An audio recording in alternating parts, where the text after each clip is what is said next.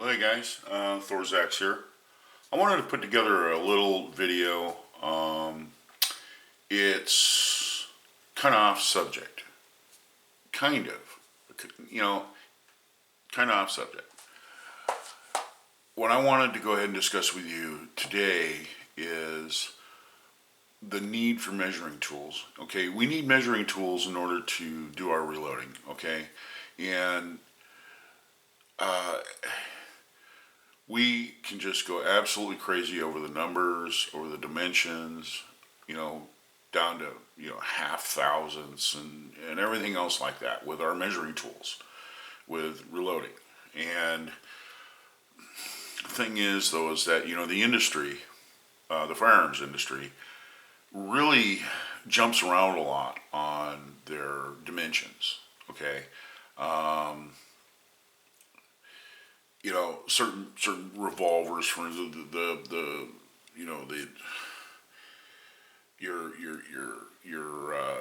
cylinder mouths are going to be, different dimensions, stuff like that, from one year to the next year to the next year, somewhere like, 3.5, 3.59, somewhere 3.58, somewhere 3.60, in a 38 special, 357 Magnum.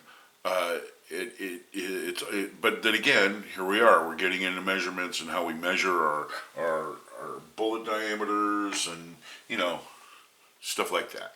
So, but we can find what works with measuring tools, and so there we go. Now there's specialty tools that are particular. Now I have a 1976 BMW motorcycle. It's an R75, and I bought it. It had 12,000 miles on it, very little use, and it's in really nice shape. But it is a driver. Okay, it's a collector's bike, but it's a driver. I drive it. I use it. I ride it. Okay, and I enjoy it. The thing is, though, is I had to buy a couple of specialty tools in order to work on it. One of them was this Steinbach. This is a copy of the BMW tool for taking your fin nuts off. You have to have this in order to get the fin nuts off of your exhaust, and that's something that you need to do. I mean, you need to do that about once every year or every 2 years. After riding it and riding around and stuff, you need to break those nuts loose and, kind of clean them up a little bit, and then put some fresh copper anti-seize on there, and then spin them back on there. And what that does is that will keep them from seizing up. And if they seize up, the whole game changes. So, and you need one of these tools in order to do that. So, and this was like $50. It was kind of expensive, but I have one, and that's the bottom line. There are cheaper ones that are made, but everybody that does any maintenance on those bikes say just spend the money and buy this one. It's the one to buy. It's the one to have. It's the copy of the BMW factory tool. So, along with that, as far as spending money, you can save money.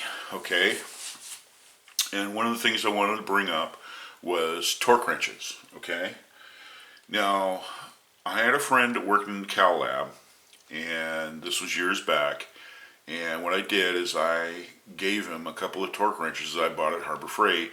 I said, hey, just for fun, just for giggles, let's see how well these are made.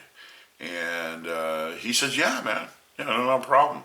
And he took them in there, and they have this special machine that has a pendulum on it, and they check the click torque on torque wrenches. So he checked both of these. I have a 0 to 200 inch-pound. This is just a quarter inch torque wrench, snap torque. Always, believe me, when you use it to snap torque, always run it back out so where there's no spring tension, because the spring is the heart of the whole thing that makes it work. So you always want to relieve the pressure on that. And, you know, these have a little, you know, these have a locking screw here on the bottom. Once you set it, you lock it, and then you're there. So anyway, this is inch pounds.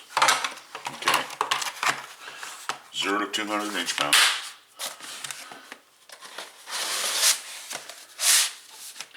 And then I bought another one, 5 to 80 foot-pounds. Now, for those of you that don't know, there's 12 inch pounds in a foot-pound. So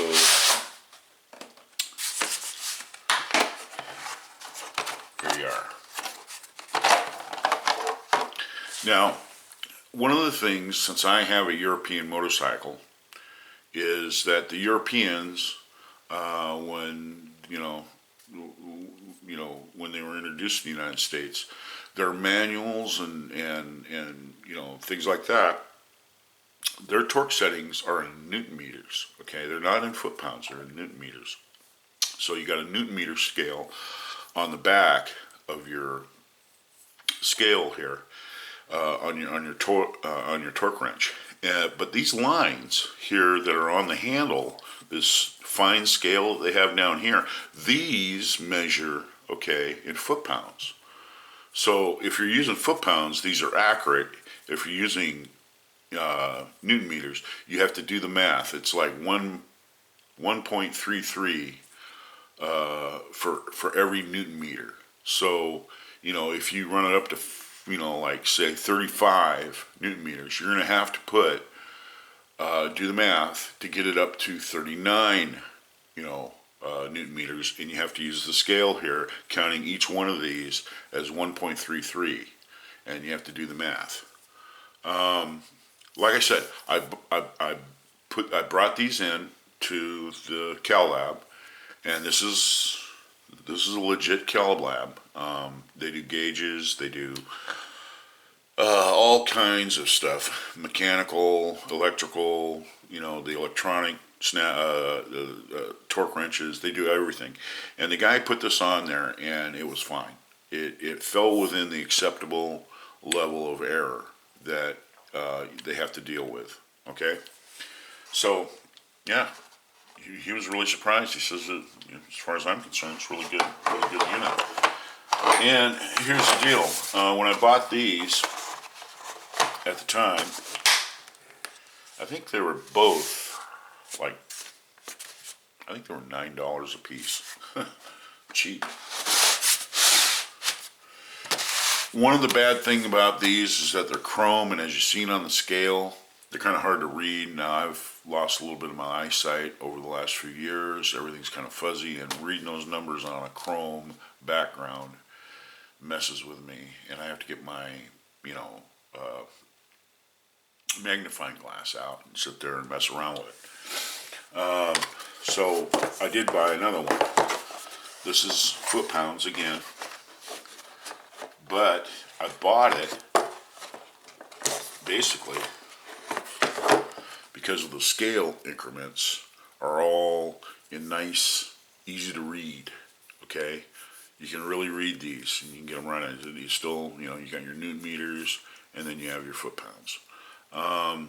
This was really inexpensive. Probably, I think I spent like $40 on this one.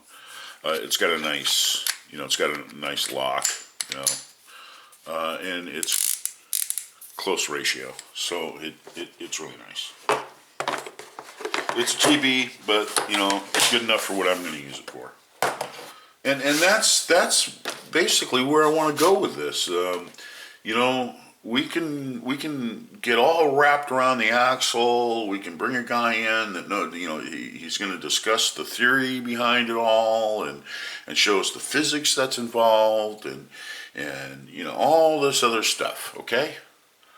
There's a certain amount of error in this stuff, and we're not going to get around that. You know, we can't manufacture things perfectly.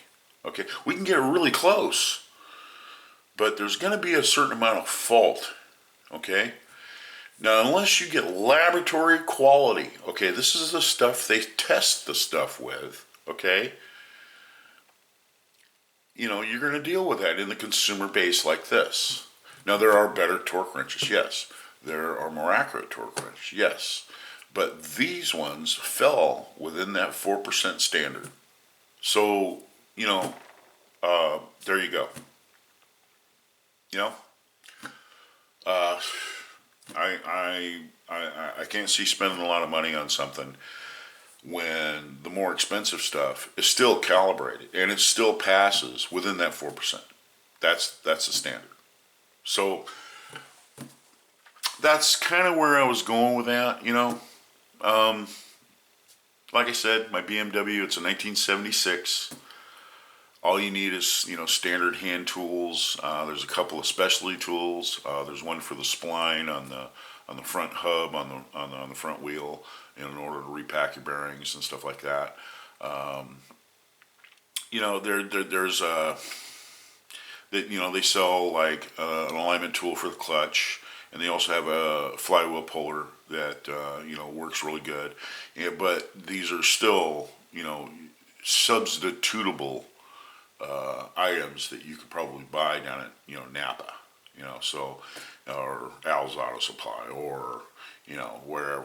So yeah, you want to save a little money, you can. You can buy the specialty tools. You can buy the one that has the big write-up that it's most accurate and everything. The bottom line is this: you got to look at your use and what you're using it for, and also what the need is.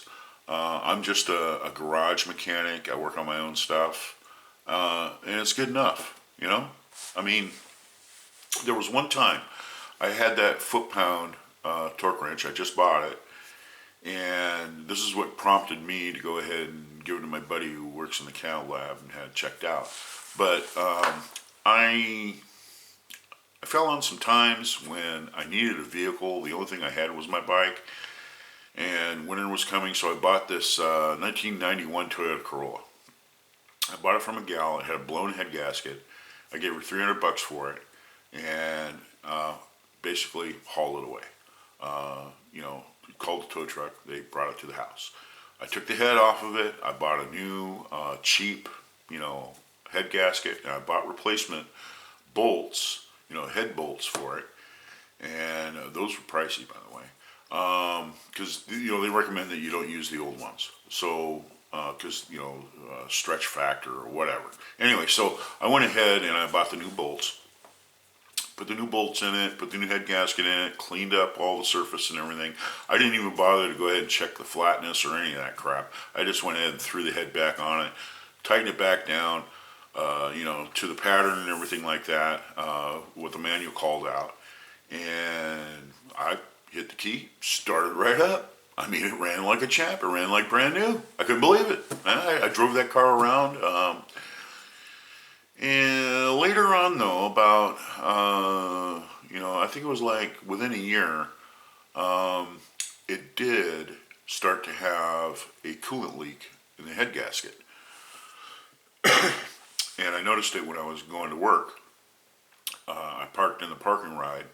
And when I got back to the parking ride after work, I checked my fluid level for the antifreeze, because that's kind of the thing that I kind of suspected when I went and drove it, to the parking ride, that I was leaking antifreeze, and I could smell it. I figured it's either heater core or I got a problem or a hose. So I checked, and sure enough, the level was down, but the car had been sitting there and it's cold. So what I did is I filled it up with some coolant that I had in the trunk, and started her up, and I drove her home. And I lifted up the hood, took the head, took the valve cover off, and then I took that torque wrench right there, and I retorqued the head. I just went ahead and just retorqued the head. I didn't even bother to pull the head off or anything. Just retorqued the head, in its pattern. And I actually set the pounds for about 5 pounds over what was recommended from the manual. So they were just a little bit on the tight side.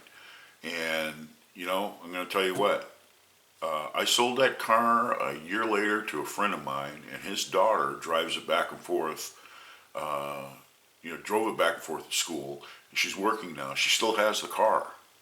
She's had that car for 8 years, and it hasn't It hasn't done anything. It just ran and ran and ran. I had like I had 116,000 miles on it when I went and did the head gasket. She's got over 330,000 miles on it now. I just seen him the other day, and he rubbed me on the shoulder. He says, "That's been a great car." I said, "Well, you know, there you go." Yeah. So anyway, live and learn. So sometimes we need to think about what we need, how much it's going to cost, and what use we're going to get out of it. You know, we need to balance that, even in our reloading. You know, think about what you need. You know, how much, what kind of use you're going to get out of it. You know what I mean? And how much is it going to cost you? So it's nice having nice stuff. However, you know, I mean, buying something more than you need, and it doesn't give you any benefit to own it or use it, then that's just kind of a waste of time and money and expense, you know? To me, that just doesn't make a lot of sense. Anyway, hey, this is Thor's Axe. I've been lacking shooting videos because I have switched that over to the back burner right now for my YouTube because of the fact is that I have pots on the stove that I'm watching boil right now, you know, that I need to take care of within the next year or so. So that's what I've been doing. And I'm sorry I haven't come out with a video in a long time. Anyway, this is Thor's Axe. And it was great seeing you guys again. And I'll tell you what, I'll try to get another video together and get it out there to you. So, hey, Thor's Axe. And until I see you in the next video, you guys have a good one.